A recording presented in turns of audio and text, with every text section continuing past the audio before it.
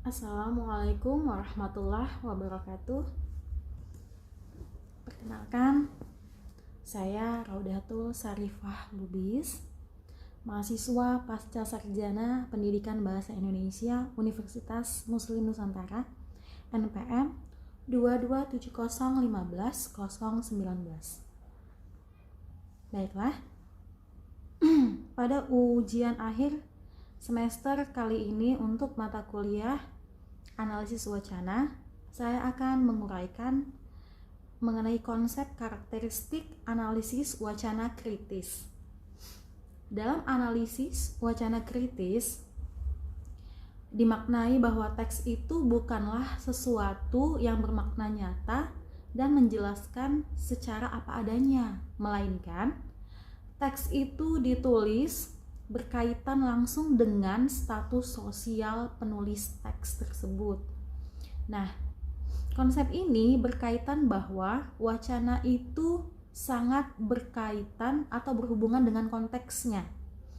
Konteks itu apa ya? Nah, ternyata konteks yang dimaksud di sini adalah situasi dan kondisi yang mempengaruhi wacana atau teks itu dibuat.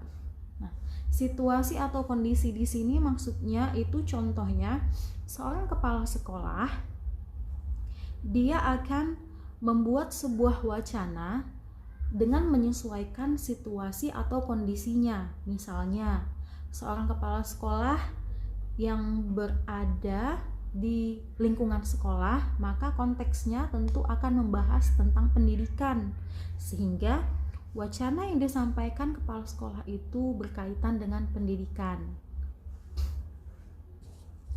Baik, Van Dijk membagi karakteristik dari analisis wacana kritis itu menjadi 4 bagian. Yang pertama itu adalah tindakan. Jadi, pada bagian tindakan ini, wacana itu digunakan seseorang sebagai ungkapan tindakan. Ungkapan tindakan itu bisa saja wacana itu bertindak untuk mempengaruhi, wacana itu bertindak untuk membujuk, atau menyuruh, memerintah, mempengaruhi, atau mengajak. Adapun bagian kedua adalah konteks. Dalam analisis wacana kritis, tidak hanya mempelajari bahasa itu sebagai teks, tetapi juga bahasa itu sebagai konteks, sehingga ini harus dipelajari. Menurut Sobur yang dikutip dalam Fauzan tahun 2014, wacana itu terdiri atas teks dan konteks, yang dimaknai bahwa teks itu bukan terdiri atas kata-kata yang berada di atas lembar kertas, melainkan juga semua jenis ekspresi komunikasi, ucapan, musik, gambar, efek suara, citra, dan sejenisnya. Sehingga konteks ini dimaknai sebagai segala situasi dan kondisi yang mempengaruhi teks tersebut. Selanjutnya, bagian ketiga adalah historis. Selain aspek tindakan dan konteks, ada aspek historis yang harus diperhatikan dalam wacana kritis. Nah, misalnya, untuk memaknai puisi Diponegoro karya Chairil Anwar, tentu kita akan terbawa dengan situasi sejarah ketika Chairil Anwar menuliskan puisi tersebut. Nah, Chairil Anwar tentu menyampaikan puisi itu dengan mengungkapkan pesan di dalamnya. Misalnya kita simak bait puisi Diponegoro, tentu kita akan membawa imajinasi kita pada peristiwa sejarah atau historis dari wacana puisi tersebut. Kemudian, bagian keempat itu adalah kekuasaan.